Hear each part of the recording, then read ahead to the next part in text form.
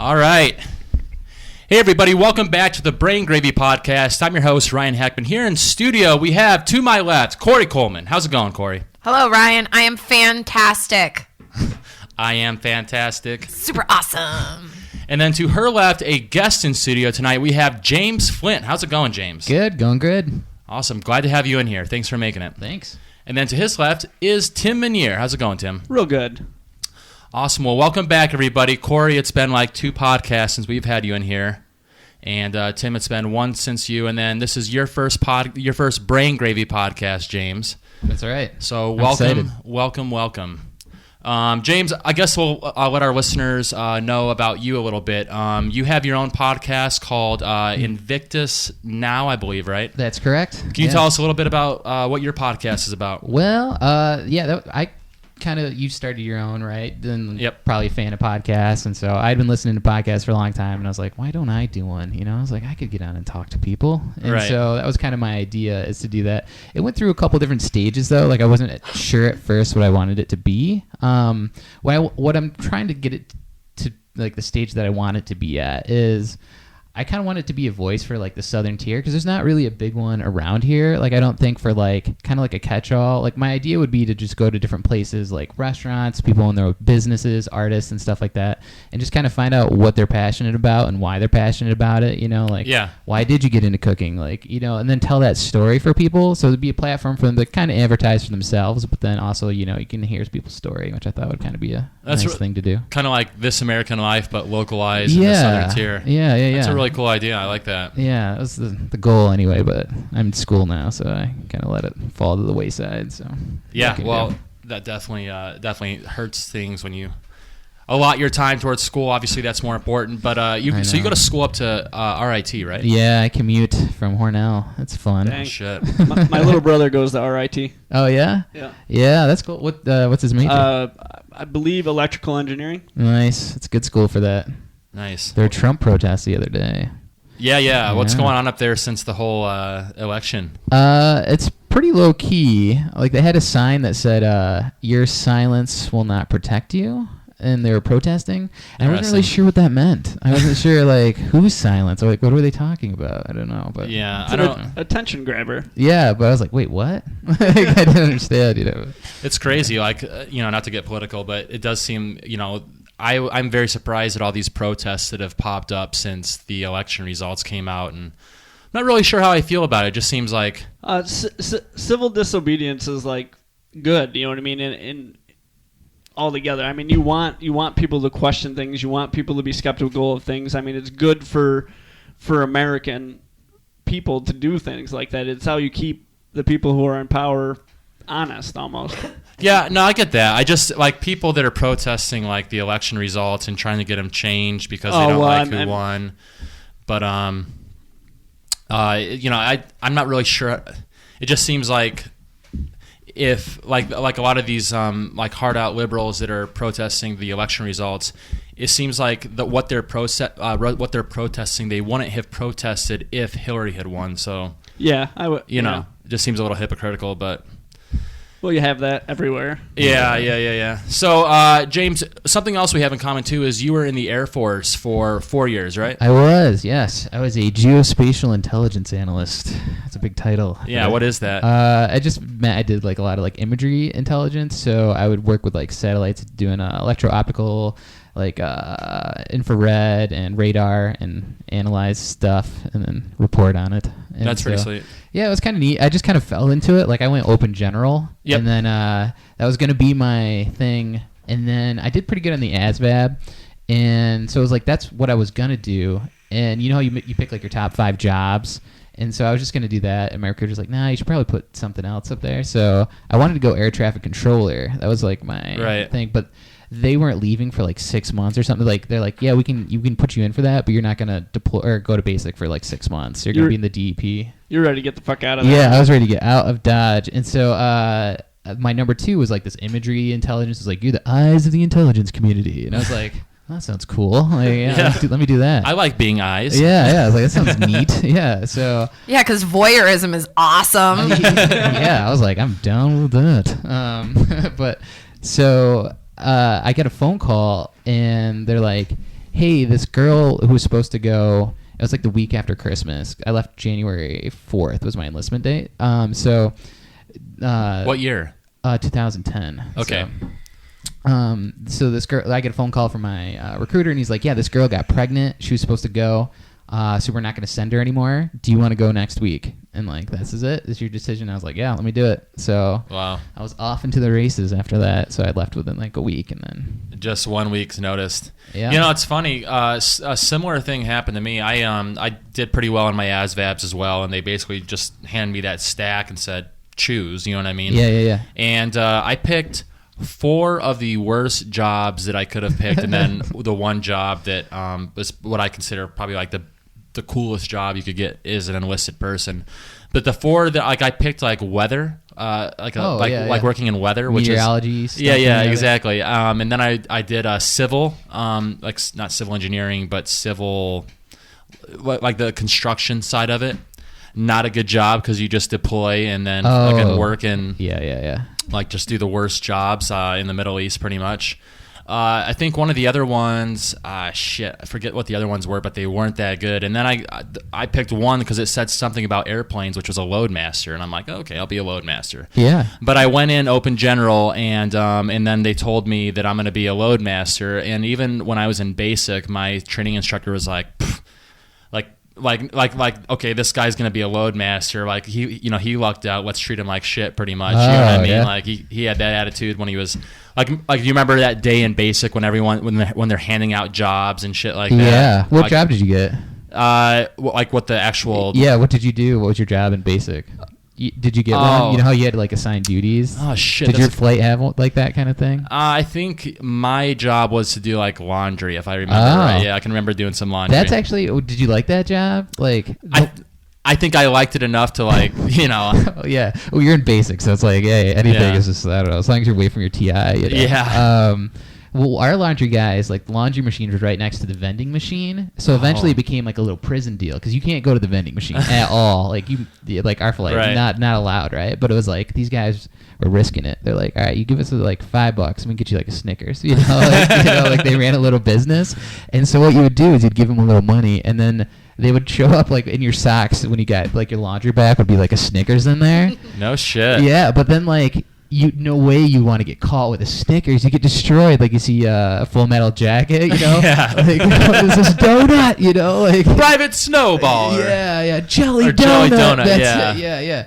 And so, like, what you'd do is you'd have to, like, tuck it into, like, your underwear or something, go into the bathroom, like, shut the stall, and, like, eat your Snickers. Like, like, it's like, this is my only relief I get. Actually, that's preparing you for parenthood. It Is- really is. I remember when we first moved up here, I didn't know anywhere around here, so I would go for drives, and our house was under construction, and it was kind of nerve-wracking. So like going on a cruise was my way to like escape everything that was happening.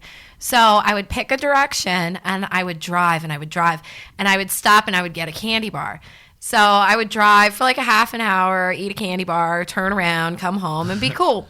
So it got to the point where there was a lot of candy bar wrappers underneath of my car seat, and my husband took my car one day, and he's a lot taller than I am, and he put the seat all the way back, and there was like 40 candy bar wrappers underneath of my seat. Just a mountain came spilling out. Yeah. It was, and he came inside after he got back, and he's like, "Honey, do you want to talk about all the candy wrappers that are underneath your car seat?" And I was like, "No, I don't know what you're talking about." But yeah, I had the equivalent of like diabetes underneath of my car seat. That's what I do the same thing. Like I remember when I lived in Delaware and I didn't know anyone. I do the exact same thing. I just pick a direction. It has to be like back roads. It can't be like going an hour on 86, of course, or fucking 390. But I love back roading. That's one of like the things that I definitely love when I get to a new area because that's the best way to explore, really. But yeah, that's funny that you bring up that stuff about basic training because it's totally bringing back just like memories. Like when you were eating that candy bar, was it like at 3 a.m? Like, Yeah, oh yeah. When you're sure Yeah. your TI wasn't there. Oh yeah, and did you try to like burrito into your bed? Like you'd make your bed and then you'd climb to the end of it and then you'd try to like slide in. Oh, yeah. So when you woke up in the morning, you didn't have to like make your bed really fast. Yeah. TI would always come kicking the door and like screaming and stuff, and you had like 30 seconds to make your bed. Oh and yeah, all that kind of crap. You had to do what they call it, the nursing corners, right? Yes, Yeah. yeah. Hospital corners. Hospital corners. That's yeah. what it is. Yeah. Which is In the hospital, they're called mitered. Oh really? Yeah, That it's makes weird. sense because it's Yeah. like a 45-degree Yeah, it angle, makes like a more miter sense, saw yeah. would. And that's engineering terminology. Yeah. That's interesting. We're learning new things about ways to make your bed at night, pretty much. Yeah. But yeah, I don't know. I went to basic training in 2007, Okay. January 14th of 2007, and I don't know, man. It was hell. Like it wasn't as bad as like I'm sure people had it like 20 years ago, but I see like basic training now, and like people get to use their cell phones all the time. And Oh really? We had to lock them up. Like as soon as you get there, you get yeah, them yeah. up. Well, same here. Yeah, I mean, yeah. and now it's like. Oh, you mean now that people can do that? Yeah, they can use Oh, like really? call phones like on like weekends or something like Oh, that. Like it's Jesus. totally No. yeah. Did you get that first phone call? How many people were crying? Everybody cried. Everybody cried at the first phone call. It's like you get there for like 3 days, you can't like contact, but they just Yeah. fuck with you for 3 days straight. Yeah. And it ends up being like, that first phone call home, you're like, you have to tell everyone, your family, you're okay. And you get like 60 seconds. And Yeah. it was just like everyone just starts bawling. I'm okay, Mom. I'm here at the airport. Yeah. It's gonna work out. Everybody fucking balls, dude. And like Everybody. your poor parents are on the other end of the line, just like they get 60 seconds, and all they hear is you bawling, and then click. Yeah. You know what I mean? That's got to be like the worst for them. Yeah. Just to imagine every possible scenario that you're like enduring. sleep deprived and you're like all kinds of stuff by that point, like 72 hours in, they were just messing with you constantly. Can we swear on this, by the way? Oh, yeah, you can, F-bomb. yeah. All right, yeah. Okay. Yeah, I swear constantly just for fun. Good. Yeah, no, you're very sleep deprived. In fact, my cousin posted a picture of my basic training, like when you go in to take your picture, and it's like you wear like just like they have like the same blues that everyone wears in those pictures. And I was looking at my picture, and I have like such like baggy. I'm just so sleep deprived in that picture. I look like shit in that picture. And it's like the one that was like is in my family's like their pride and joy section of the picture wall. You know what I mean? Mm-hmm. But yeah, I don't know. Basic training was weird for me too, because we went to basic training, and our training instructor was his last name was his first name was Carlos, but I keep wanting to say Mencia, but it's not. his last name was Campus, so Carlos Campus. Okay. So Sergeant Campus, and he was a pretty intense guy, and honestly, I kind of liked him. I mean, I didn't like him at first, but I could tell that he had good intentions. But we were his first flight after his initial training. Mine period. was my first. We were his first flight too. Oh, is Same that as right? mine. Yeah. No weird. shit. Yeah. But he went totally fucking overboard. Like, Yeah, mine did too. No shit. Yeah. What the fuck? Sergeant Davis is what I had, and we found out at the end that we were his first flight, and like, No shit. so he wasn't like he didn't want to mess up for his first flight, so he pushed everyone freaking hard, man. It was nuts. Yeah. That same here. And I'd say about 2 weeks before we graduated was when it. Like we had one kid fucking like try to commit suicide by eating a whole bottle of ibuprofen. Ooh. We didn't had have that. It's like the worst way to even try doing it. Like your entire stomach lining is gonna be toast. Oh god. Yeah. I can still Ugh. remember him getting like just like stretchered out because we were our barracks were upstairs. Yeah, so, I was on the ups. Yeah. yeah. top So too. I can still remember him getting trucked out and the ambulance being there. But about 2 weeks before we graduated, so many people had complained. Like I was just going along for the flow. Yeah. and I was just honestly, trying not to die. yeah, like and Yeah, like you being just get so into a tall. mode. Oh. Like being so tall, like when you do the arrangement, what you do is you face left, and then you from shortest to tallest, and then you face so you're right forward. in the front. Yeah, I was right in the front, right behind the leaders that are for those rows. Yeah. And I was always getting picked on because when I have my head shaved, my TI called me Powder from the movie Powder. Yeah, I look like him now. Yeah, Yeah. there you go. But like having blonde hair, like I just look completely bald, and I can still remember my TI saying, "You look like powder." And I'm like, "Powder, sir?" You know what I mean? But so he was always calling me powder, but I was just trying to like keep my head down, fucking just get through it. So I thought I had watched Full Metal Jacket so many times in my life before that I was expecting something to that level. But there was a lot of people that had complained about this guy, right? Yeah, and about 2 weeks before graduation, he got pulled from our flight. Oh, really? Yeah, and we're like, oh shit, dude, like Sergeant Campos is gone. Like we're gonna get like someone in here. It's gonna be a lot easier because we've just had it rough. Yeah. Wrong. Oh, really? Yeah, we got this guy. Shit, I'm not gonna remember his name, but I will always remember this guy's face for the rest of my life. If I saw Davis, like if I was just walking in Walmart, like I'd probably just snap to attention. Yeah. Like, I'd be like, what the fuck? Exactly. It all come flooding back. Yeah, yeah. But this guy was fucking intense. Like the guy that came on, and he had been doing it for a while, so he knew exactly how far to push us without getting in trouble. And he was one of the biggest guys that I've ever even seen in the military. Just like I don't know how he got this big. Some guys live naturally. for like that TI thing though. Like that's their life, and they love that. Yeah, just get off crazy. on it. Yeah. But this guy, it was the worst 2 weeks, and I can still remember the funniest thing about this guy was, you know how they have that strap in the back and it's leather, and some of them you can get them like engraved or stamped or whatever you do to leather to make it. Yeah. And I remember it said Haas, HOS. Oh yeah. And I remember some guy, and I don't you dare call him that though. No. Yeah, that's just like some idiot in our flight. No. Do you remember when you had like when he was when your TI would hand out letters? This is like at the end of the night. Yeah. Things were settled down. If you were lucky. Yeah. Yeah. If you behaved well. If you're lucky, if you behaved well, you're right. Yeah. And if you were lucky and you behaved well and everything was settled down, he would time to hand out letters, and it was like where your TI acted halfway human to you. Yeah. One of the stupid fucks in our flight was like, oh, he's being nice. I'll ask him what Haas means, and I assumed it was from the show Bonanza, which is like this 70s cowboy show, like Haas, because he was, Haas in that show was a fucking big dude. Yeah. Mm-hmm. And I'm just thinking to myself, oh fuck. And I'll never forget, this guy looked right at him and said, like, what do you think it stands for? And the kid's like, I don't know. And he's like, Harvester of Sorrow. Oh, that's all. Shit. And it was dead silence for like a minute. Like he just let that sink in. You know what I mean? And yeah, that guy was. It wasn't even like, it went from like a situation that I had come accustomed to horrible, because this guy was pretty established, TI, and every other flight was afraid of him anyway, because he was one of these guys that wasn't actually in charge of a flight. He was like in charge of the people that were in charge of flights. You know what I mean? Like, yeah. Oh yeah. Like people that sit in the snake pit.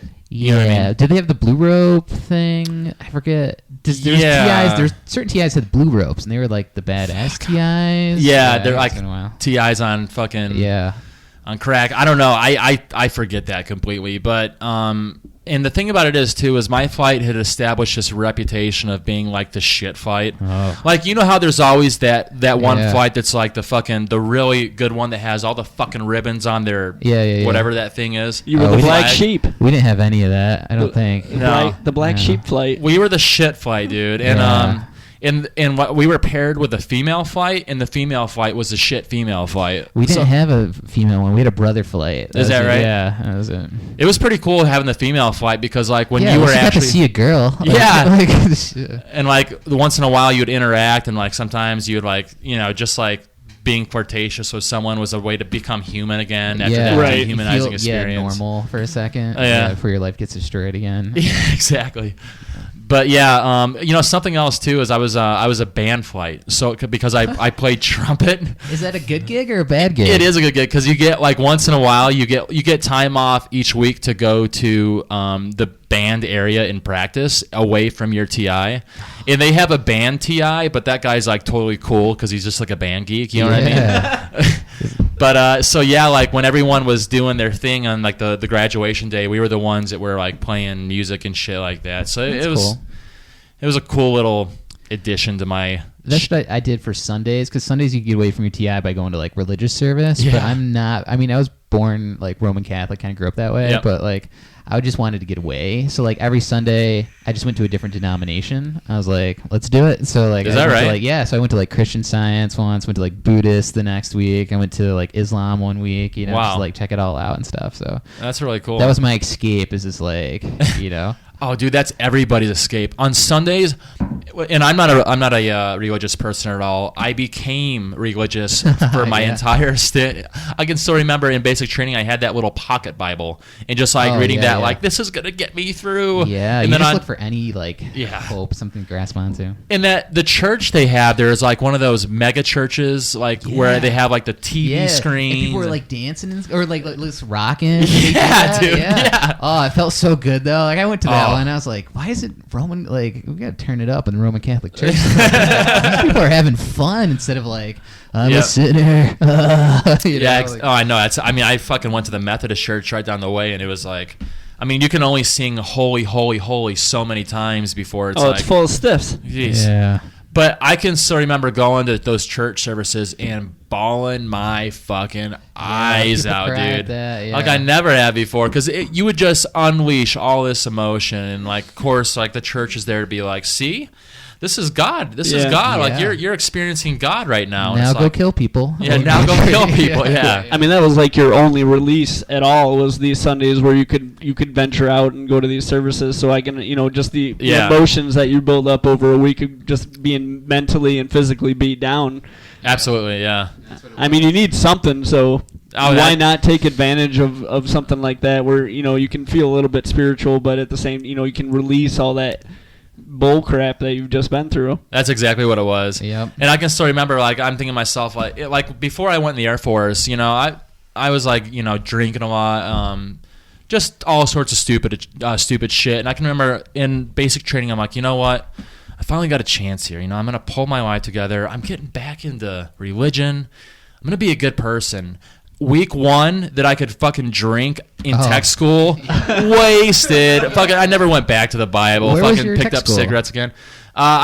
Because I was air crew as a loadmaster Yeah, on yeah. C-17s. Because I was air crew, we had multiple tech schools. The Oh, first did you? one was at Medina, which is still at Lackland. It's right across from Lackland. Did that suck, or is that? It was actually pretty sweet because because it was a newer. They had put a lot of money into it, so like our chow hall was brand new, our dorms were brand new. That's cool.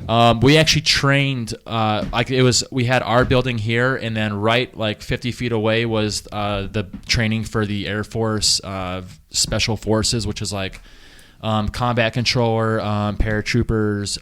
There's like 4 of them. Do you remember what they are? Combat controller, paratroopers.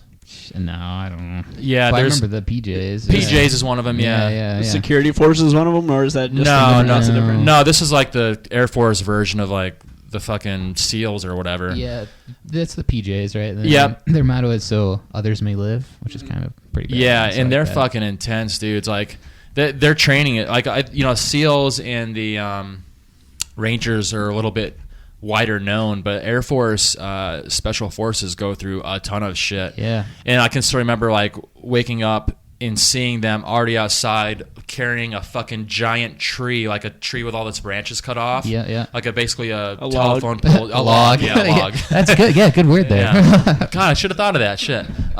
Carrying a log. It's like a tree with no branches, had bark on it. Like, I don't know where they got that Log. They probably were more like telephone poles, or were they stripped?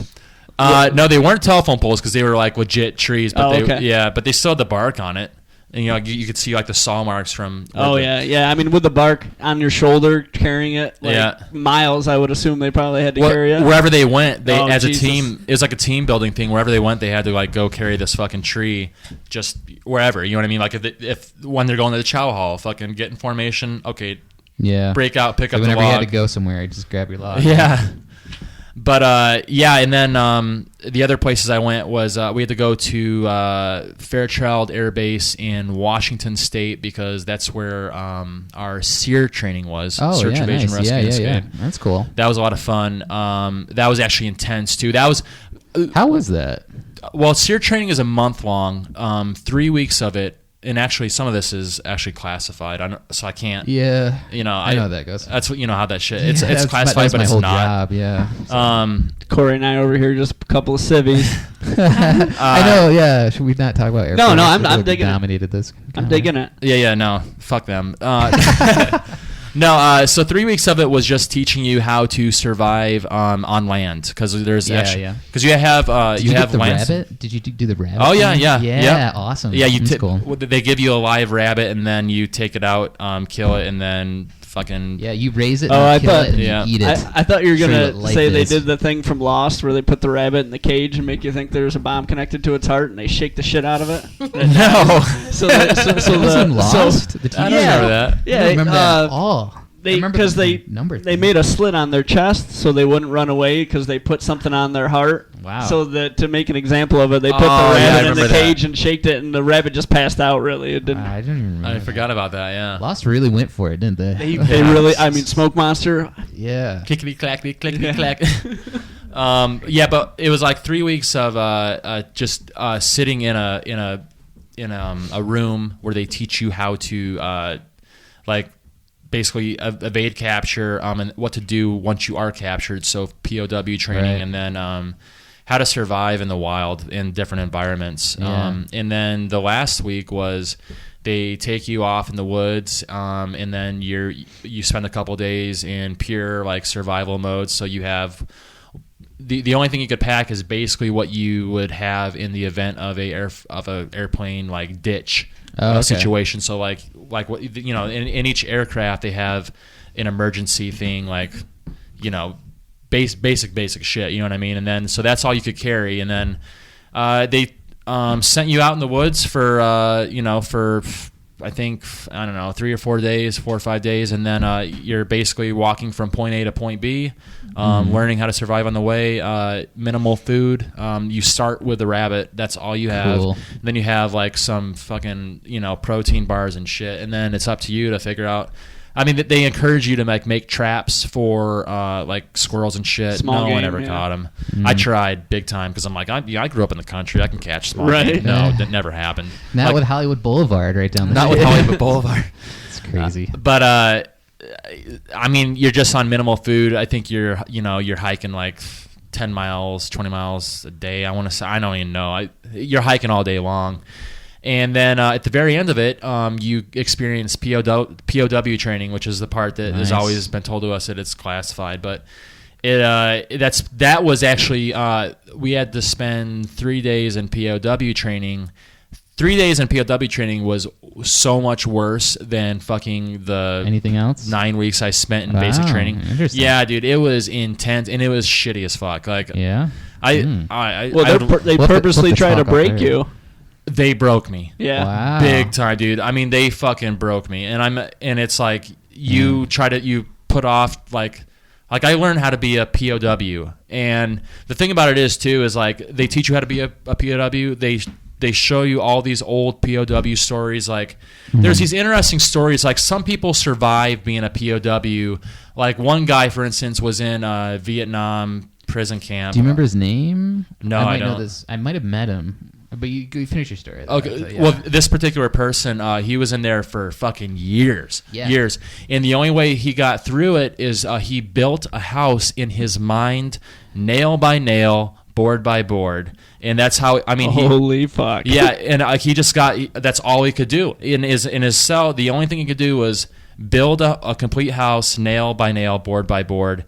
That's how he did it. What was your story? I just kind of did that in basic though with World of Warcraft. Yeah. Like in my mind, I was like, how do I clear like dungeons and raids and stuff? Like you just put your mind somewhere else where you have Yep. to like do stuff, you know. So that was like always my kind of like go-to thing. Yeah. But no, I got to meet Colonel Bud Kip Day, and he was like yeah. a Vietnam POW, and he spoke at my base in England that I was stationed at, and man, he just said the craziest story of what it was like being a Vietnam POW.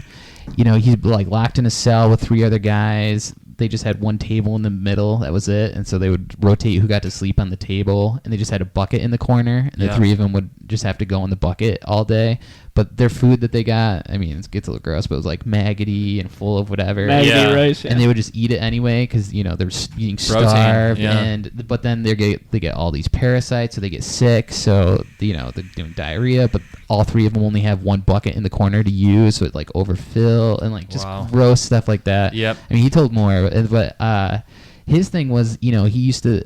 It was like an inspiring story because he said he used to think all day, like, if I get out of here, he's like, I don't care, I'm coming back, I'm gonna find these guys, I'm gonna torture them, I'm gonna beat them just like they've been beating me. And he said like that thought, he said, killed him the most because that's all he focused on, and that's all. Right. But as soon as like one day he said he forgave them, which was like, almost like a Christian kind of a thing, and he found God. But he said as soon as that happened, like, no, they could no longer hurt him because he felt sorry for him. Yeah. And like that was his survival, like in that. And I was like, oh, it was just kind of inspiring. That's interesting. Yeah. Did he face the bamboo shard technique? Oh, we can't talk about that. Oh, I hate that. Ah! He got all kinds of stuff done to him. Yeah, it was pretty intense. Torture, that is the worst. I think if there's such thing as like reincarnation in a past life, I was tortured because it just get your going. Yeah, it's like the thing that like. But another person, it was an interesting thing is what they did to overcome like what you're talking about as far as being a POW is they built a in real life, I mean with their imagination, but actually pantomimed it out, built a motorcycle, and the guards were just like, stupid American, what the fuck, what the fuck's he doing? And this guy would fucking, tinker on it all day, start it up, fucking, you know what I mean? Mouth noises? Yeah. And then these guards got so pissed that they thought the guy was literally crazy. They actually took, pantomime taking the bike, disassembling it, and then tossing it out tossing it in the trash. And this guy just dream wreckers. Yeah, and this guy's like, you idiots! I have another one right here. So but that was like there's a lot more to that story. But yeah, just like this guy pissing off guards with his fake motorcycle. But yeah, like you hear all these POW stories, and I'm telling you, like what I went through is a fake POW, and they try to make it as real as possible. That's the stuff I can't talk about, but it was 1/1000th of what a real POW would go through. It totally admit that. Yeah. And even then, it's in the back of your mind, still like, right. That's just training, but, and it's gonna be over in days. Right. You know what I mean? Like I don't know if I'm ever gonna make it out. It's just like I just have to deal with this for another fucking 72 hours. You know what I mean? Right. But at the end of it, I mean, you want to talk about like being broken and then like experiencing like total. Just complete humbleness for your situation and shit like that.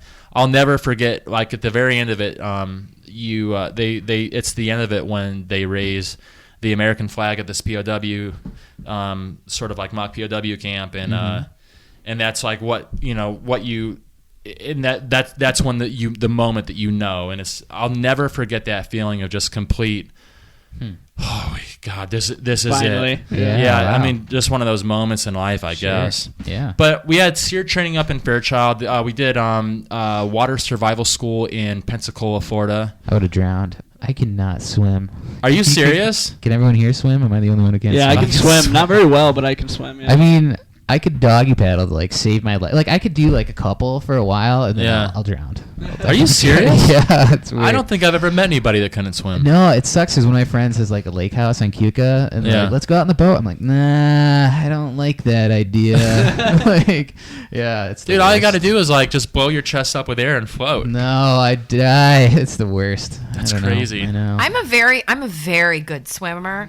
I'm a very good. I'm sorry. I could teach you. I'm also instructed to. Are you? Really? Oh yeah. I'm a really good swimmer. That Once might upon be a time. good live podcast sometime. But we're going swimming. We're teaching James how to swim today. But yeah, I'm a good swimmer. I don't like swimming in water I can't see. Oh. So Is that right? I'm really scared of the ocean. I got caught in an undertow once, and I almost drowned. That'll do it. Really? Yeah, and that scared me. Yeah. You know, I mean, like that was one of those yikes. You know, ooh boy, that was close. What did that feel like? That's one of those things you hear about in school, like I would've watch died. Undertows, but I've never felt one. I would have died. It was physically and psychologically like you're all done. You know, it was one of those moments that, and I was young. I think I was 10, 11, 12-ish years old, and we were down at the beach, and my parents, you know, I was a good swimmer. I was a strong swimmer, and I was only out to my knees, and a wave came up, knocked me down, and the undertow pulled me under, and I ended up about like 150 or so yards from where I started. Wow. And I was underwater for a really long time. Wow. It was, you know, the closing in of your lungs, being tossed around, completely disoriented. When I see those, you know, people who get caught in avalanches, you know, it's that kind of sensation, you know, like you're tumbling all over, you know, you're hitting, I hit the ground, you know, like the ocean floor a whole bunch of times. So I had like sand burn marks. Yeah. But yeah, that was terrible. And that scared me for a good many years. I still don't like going in the ocean. Wow, that's intense. Yeah. You know, they say when you're caught up in an avalanche, the way you deal with an avalanche, sort of a similar way. When you're in an avalanche, you want to swim. Like people, you know, it's snow, but it's actually like the consistency of it. You can actually like swim, and that's how they say to get out of it. To get closer, As it's moving, like once you're trapped. But as it's moving, you can actually swim in an avalanche and try to get to the top. You know what I mean? So you don't get buried super far. And if you can't swim, do you die in an avalanche? Yeah, too? jeez. Can you swim? God damn it. Just run. Yeah. Really Screwed. Either way. I was a late. I learned how to swim very late in life, like 13, 14, because I had tubes in my ears, so I couldn't really go into water. So I was, you know, and I was one of those kids that was afraid of everything. So I didn't learn how to swim until 13, 14 years old. Why'd you have tubes in your ears? Massive ear infection problem when I was a kid. Really? Yeah. I think I've heard of that before. Yeah. I'm pretty sure it's because my mother smoked in the house growing up. My mom smoked my whole life. My mom smoked with the fucking my windows mom rolled still up. smokes. I was like a month premature too, so I was already a fragile Oh, you were a preemie. being. Yeah, I was a preemie. Well, today's Happy Preemie Day. Is it? Yeah, today's Happy Preemie Day. Happy Dang, Preemie Day. Wow. That's definitely going to be the name of this episode. Happy Preemie Day. Yeah. That's crazy that like your situation there, being caught in an like that is one of my worst fears, because dying of drowning is. Oh, it's the worst. I've never had a fear of water like that, but it's probably because I've never been through that situation. And I love swimming in pools and stuff, but I don't like lakes and ponds, and Where you I don't, can't see the bottom. Yeah, I don't. And I mean, like, I like going cricking. You know, I mean, I'll put my old sneakers on and, you know, like Right. stomp down the creek all day long. But I don't like going in the ocean. It's just walking. Yeah, well, yeah. But my parents have a place on the water down on the Outer Banks, and it's Soundside, and it's in this little community of canals. So you know, so in their backyard is, you know, 4 to 1,174,000 feet of water. I don't know. I can't see the fucking bottom, so Right. I have no idea. I have no idea how deep it is. But I can't touch, and I'm 5'2", so it's deeper than me. And that still kind of gives me the creeps. There's a floaty that's down there, and it's got one of those mesh, you know, it's a big tube, and then it has like the mesh part where you can put your butt, and I feel kind of safe. Like, I feel like at least a little bit protected from whatever kind of creatures live in there. But I did catch a crab with a piece of kielbasa and a catfish. Wow. So there are animals that live in that water. I haven't seen any sharks yet, but I'm sure that mesh is going to protect me if anything comes and gets me. That's well. See, like what you described as far as like not being able to see the bottom. I've never really had a problem with that until the water survival school in Florida, because what that was all about is like they teach you how to like train in the water, but it's also like they teach you how to parachute. So what they do is like you ever see it like when you go to these like Myrtle Beach, the people that get towed behind a boat, and then they get Jurassic Park, reeled out. Jurassic Park 3. Yeah, exactly. Are they holding logs too? They did something like trees that. without branches. Maybe I'll make that the title. Trees without branches. Trees without Happy branches. Premmie Day, trees without branches. But no, they basically that's how they teach you how to. What you do is they reel you out like really high up in the air, like 500 feet or something like that, and then you disconnect from the line, and then you have a series of things that you're supposed to do. You're supposed to pull, like steer your parachute, so you steer left, steer right, and then just enjoy falling right into the ocean. And then at that point, you fall into the ocean, and then your shit's like your parachute's floating over here, right? And then a boat comes by and collects the parachute, and you're left again with whatever you would have in a ditching situation if you were landing in, if you were in the middle of the ocean, like on a plane that had just fucking went off in the middle of nowhere. Yeah. So like what you have is like this little like one person life raft, and you pull that out of your little thing, you blow it up, with air, and then it floats, and then you float in it, and they leave you out in the middle of fucking in the Gulf, and I couldn't see where the land was in any direction. That creeped me out. Yeah, and I was in the middle of the Gulf. I couldn't even see anybody else around me floating, dude. And they leave you out there for 3 hours. So you have like.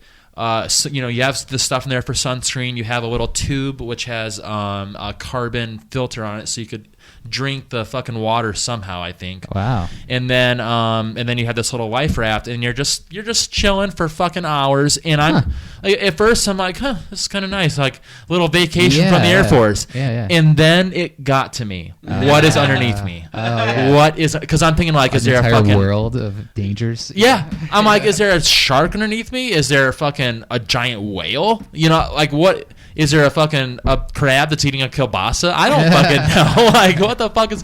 And it fucked with me so fucking hard, dude. And finally, after like 3 hours, it's really cool. They have one of those Chinook helicopters that have two. Yeah, those are cool. Yeah, they come down, and it lowers down like a little like harness. You put your harness in, then it draws you up inside, and then away you go. And it's like that's how you get. That's when it's over. That's when you graduate. Oh, cool. But yeah, I totally understand what you're talking about as far as like, and that was like, I don't know how deep it was where I was at. Probably just a couple 100 feet, but that's still. I mean, there's sharks there. I don't know what the fuck. I don't know what the fuck's underneath me. But yeah, I mean, to wrap up the tech school shit. It was Pensacola, Fairchild, and then the majority of my training was in Altus, Oklahoma, which fucking sucked. Fuck that place. Yeah, Never heard of it, but fuck it. Yeah, it's a baby town. It's like it's the size of it's like the size of Canasteel almost, in the middle of nowhere. And there was fucking the only things to do in that place were fucking drink and drink some more. And I remember there's just these shitty fucking local like cowboy bars, and I'm not a big fan of country music, so I don't know. And my training instructor there was a dick. What was his name? Sergeant Ham with 2 M's. If Sergeant Ham has ever listened to this podcast, go fuck yourself. I hate you.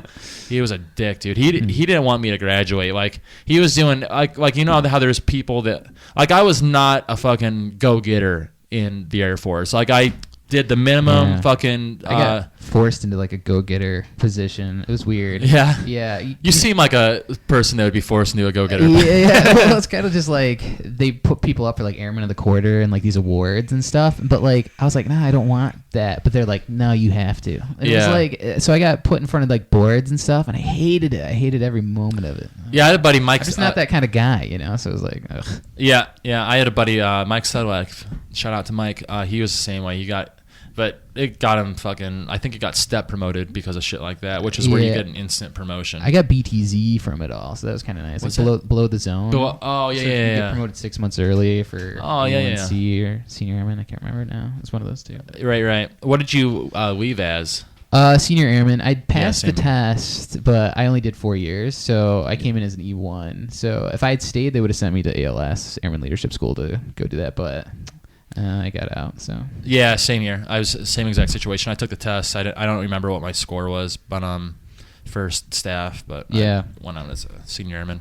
Yeah, I mean, I told them I would have re-enlisted if they let me deploy. I was like, let me deploy and get that government bonus tax-free. I was like, I'll do that.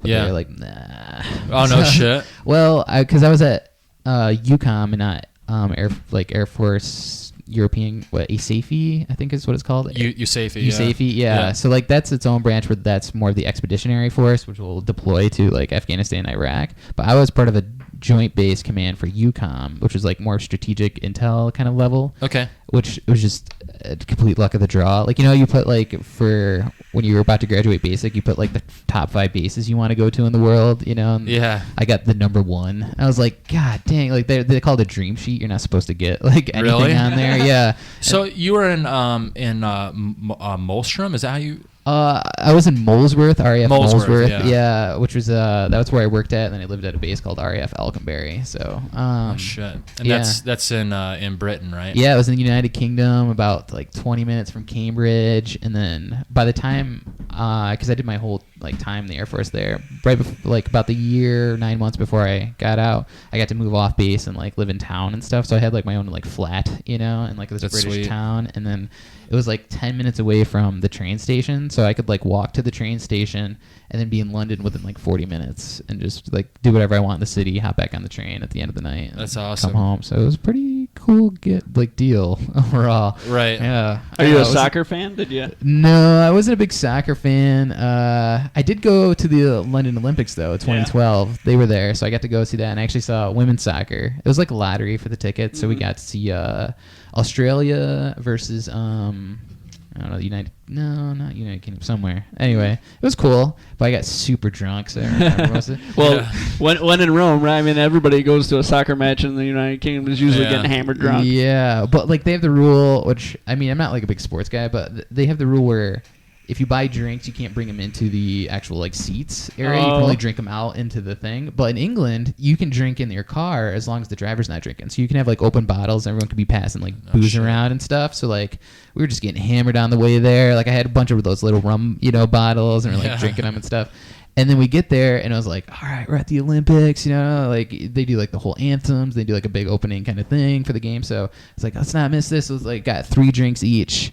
And like, so that way we could just sit in there and watch and stuff. And we go walking in. And this guy's like, no, you can't. I was like, fuck, me and my friends. So I was like, what do we do? It's like, let's just pound him. Yeah, finish just it. So pound it's him. Let's go to Pound Town. And then I sat down. I was like, I'm drunk. Like, I don't know. That's It was bad. But that was like the only time I've ever done this where I had to go to the bathroom eventually, right? And then it was like, this one looks good. Walked in, and I was like, wow, there's a lot of stalls in here. And like knocked open the door and just like stood there like pissing, didn't shut the door behind me.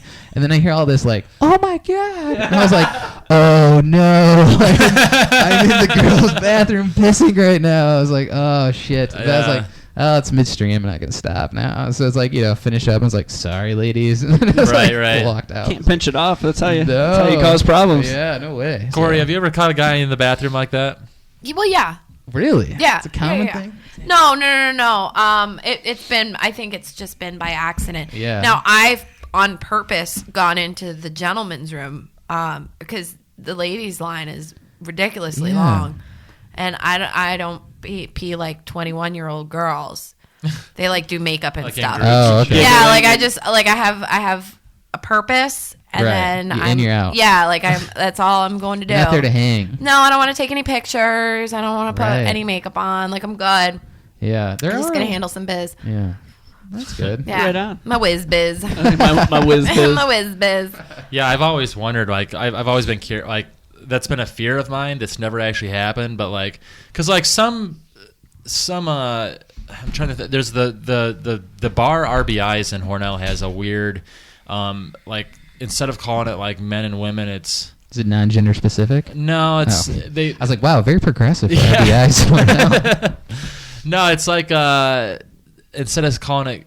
Like, Buccaneers and wenches. yeah, it's something that Is it really? at first glance it's like, Hoes and does. I don't know. I'm a girl, but I'm a hoe. I don't know. yeah, it's something at first glance like where you have to be like, okay, am I this? Okay, yeah, I guess I am that because the other one would be that. Like it's not as like the only way that I ever really know because like after I don't go in there that often. So when I do, I'm like, okay, I know this is the right place because there's fucking urinals here. You know, that's the only way that I really know. Yeah, you just take a peek real quick and see if there's some urinals, and you're good to go. Yeah. Yeah. But some places don't have urinals. It's all Yeah. stalls, which I appreciate because I Yeah. hate pissing next to it. I hate pissing in a urinal. The next to worst another is the fucking person. trough. Yes, I the hate trough. the trough. I can't do it. Going to football Yeah. games, you go into the bathroom, and it's just big a open gigantic. thing with a bunch of dicks hanging Yeah, in it. just- Oh, I can't do it. I won't. Yeah. I will wait for a stall. Sometimes to you just gotta It's sack up. and gross. If It you is gotta piss gross. real bad, they got the running water just constantly going in there Yeah. just to move the urine. If you're lucky. Yeah, if you're Yeah. lucky.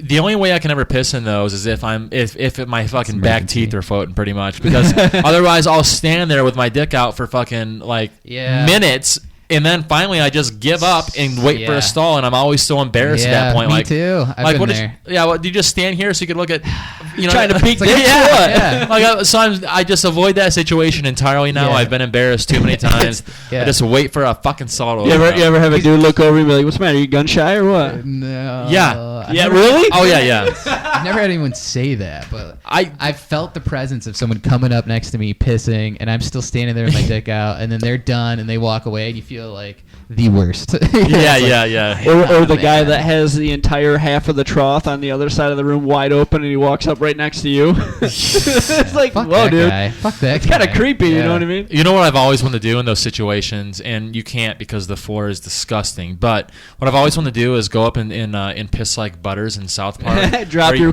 drop pants. your pants all the way to the floor, and then take your shirt and hold it with your chin. I have that. a friend that does So you're that just completely frequently. naked, pretty much. Frequently in public bathrooms, and has since And we were will in do high that? school. Yes, You're kidding. I like as a joke or just because like that's as a joke. Just if he's with his buddies and, Good on him. everybody's got to go in and Hilarious. take a leak, he does that almost Yeah. religiously. Well, I need to, I really want to do that.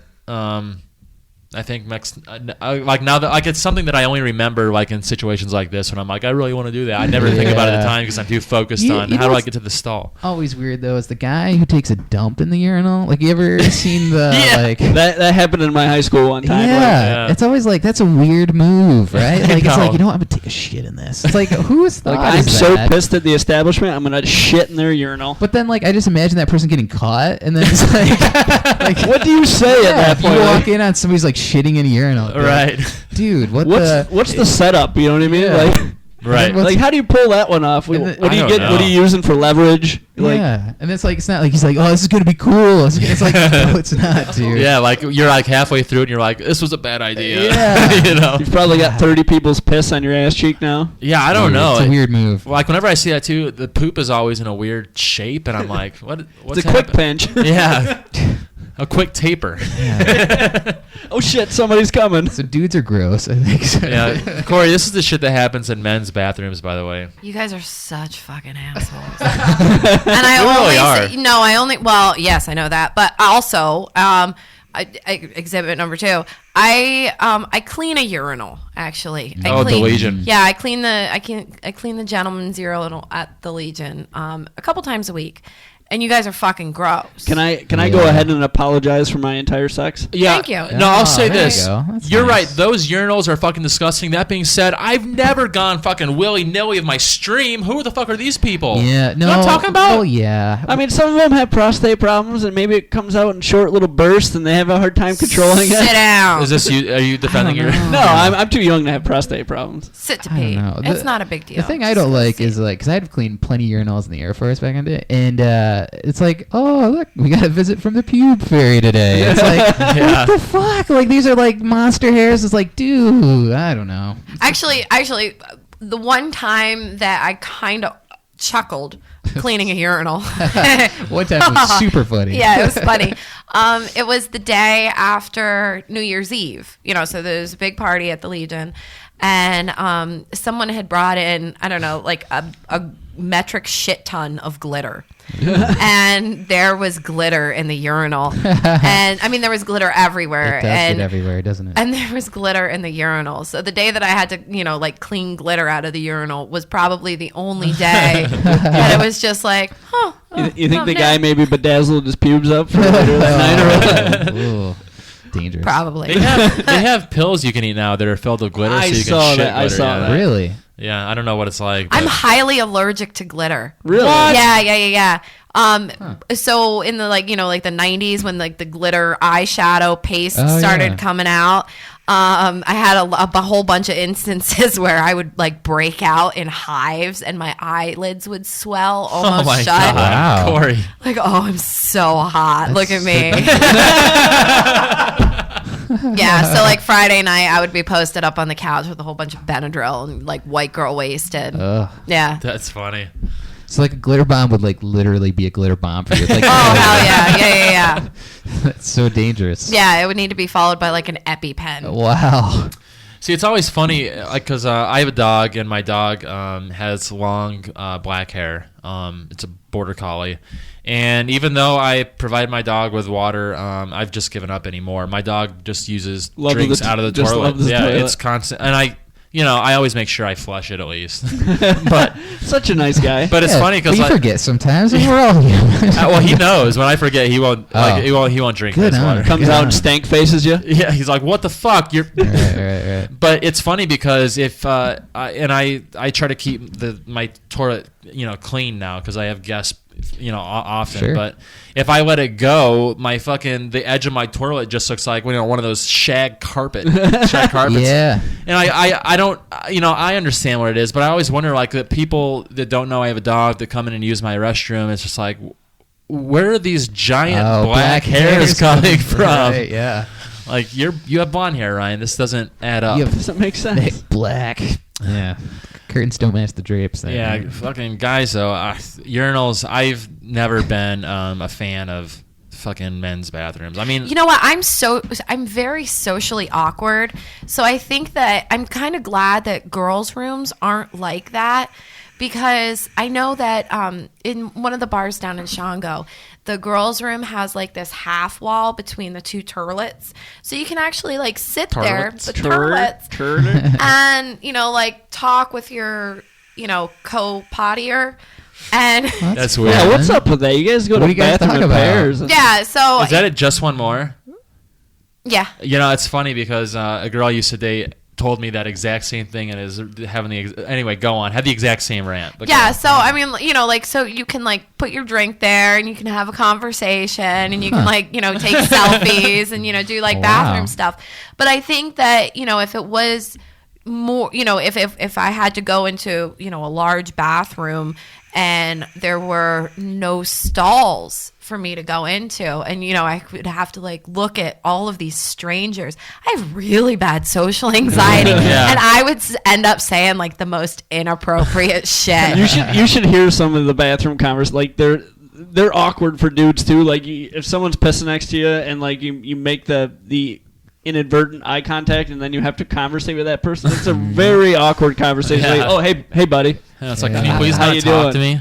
Yeah. And you're like, oh hi. And then he cracks some weird joke about the weather, and you're like, okay. No, I don't even acknowledge that they talk to me. I'm just like, No. I just like stonewall them. I'm like, nope. Having a good time tonight, especially in bars. Like Make them you get feel that worse. old guy that's one of the regulars that's hammered drunk, and he just wants to He's like looking talk for friends. Yeah, looking for Run the friends. urinals.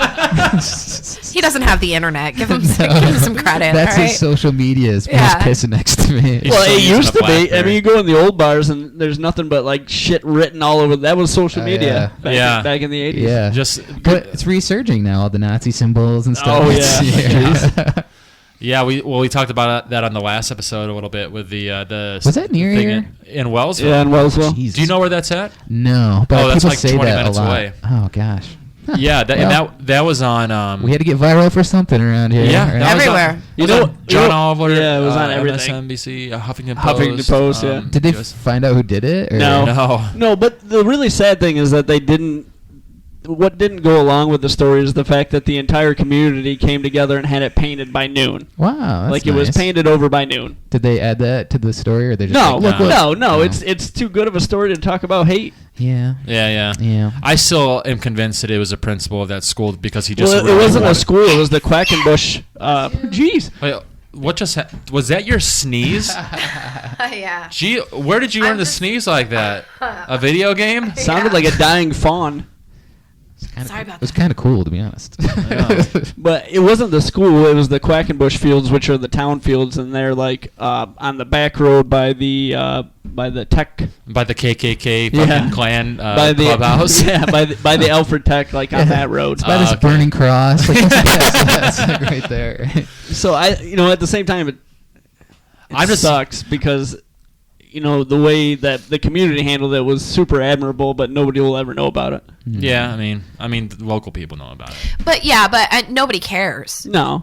People in like Oregon don't care what happened the day after. And that's the thing that is showcased most on social media is that, it's like, ooh, look at this. Ooh, look at this. Ooh, look at this.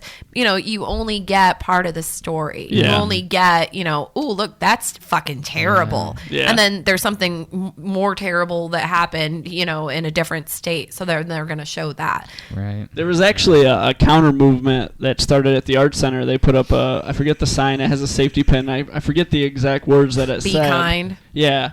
And a news station did pick it up. When I went through Wellsville the other day, there was a camera crew set up. That's cool. Must be to talk about it. It's funny, hard out conservatives are calling that a diaper pin. Which I hate that hard out conservative fucking left right fucking battle, but that is kind of funny. Yeah. It is kind of funny. They're all funny. Yeah, I mean, Dude, you know what they I'm all loving? take good jabs at each other. Yeah. The Biden memes have got me Oh, laughing What my is ass up with off. the fucking Biden memes, dude? Oh, they're so good. Every single one is really good. They are good. I have some friends that I can tell are making them, and some of them aren't that. Some of them, like the one, you can tell the ones that they're making because they're not that good. Yeah. And I'm like, dude, come on. Like, Yeah. like, why are you trying to like make something go viral? yeah. You know what I mean? But There's a lot of really, really good ones.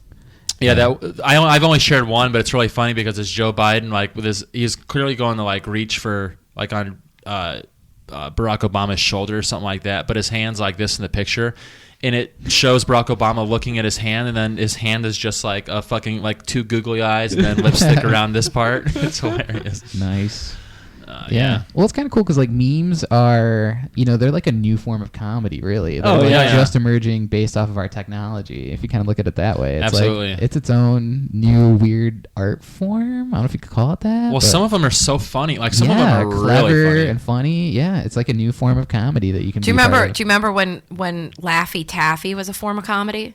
No. Oh yeah, those little teeny Laffy Taffies, and you open them up, and they'd have a joke on it. Oh, Yeah. I remember okay. the Bazooka Joe gum. You're right. Yeah. Yeah, I That remember was that almost shit. like the pre-genesis of like memes, right? Like essentially that. Yeah, it was like it was like knock knock jokes, Right. and then it was the calendar, Yeah, yeah, and then yeah. it was Laffy Taffy, and then it was Popsicle memes. sticks. popsicle sticks. Oh, Popsicle popsicle sticks, sticks. yeah, yeah.